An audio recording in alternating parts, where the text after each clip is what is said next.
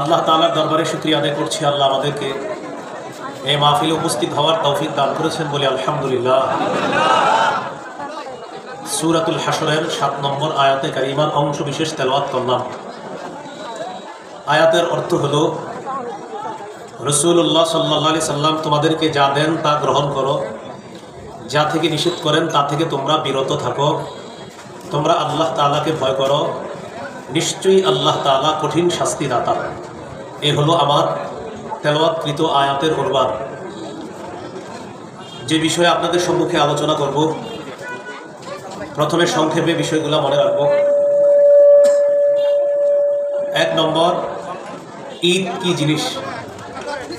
2 নম্বর, ইসলামে ঈদ বলতে কি বোঝায়। 3 নম্বর, মিলাদুন নবী মানে কি। 4 নম্বর, রাসূল সাল্লাল্লাহু আলাইহি সাল্লামের জন্ম বার কবে। 5 নম্বর, রাসূল সাল্লাল্লাহু আলাইহি সাল্লামের জন্ম তারিখ কবে। 6 নম্বর, 12ই রবিউল আউয়াল কেন্দ্র করে ঈদে মিলাদুন নবী নামক যে র্যালি বের করা হয়, অনুষ্ঠান পালন করা হয়, এটা পৃথিবীতে কীভাবে আসলো। 7 নম্বর, জন্মদিনে রাসূল সাল্লাল্লাহু আলাইহি সাল্লাম কোনো আমল করতেন কিনা। 8 নম্বর, জন্মদিন কেন্দ্র করে কোনো ধরনের বেদাত নিষিদ্ধ। 9 নম্বর, কেউ যদি প্রশ্ন করে 12ই রবিউল আউয়ালে যে জশ্নে জুলুস ইত্যাদি করা হয়, এগুলো তো নবী নিষেধ করেন নাই, এটার কি জবাব। 10 নম্বর, কেউ যদি বলে বেদাত অর্থ যদি হয় নতুন আবিষ্কার, তাহলে মাইক, লাইট, ফ্যান এগুলোও তো নতুন আবিষ্কার, এটার কি জবাব। 11 নম্বর, কেউ যদি বলে সব বুঝলাম, তাহলে আমার আব্বা গত 14 বছর যা করছে সব কি ভুল, এটার কি জবাব। 12 নম্বর, সর্বশেষ, বেদাতের পরিবর্তে আমাদের কি করণীয়। সংক্ষেপে এই 12টি কথা বললাম। এবার বিস্তারিত আমরা আলোচনাটা শুনি।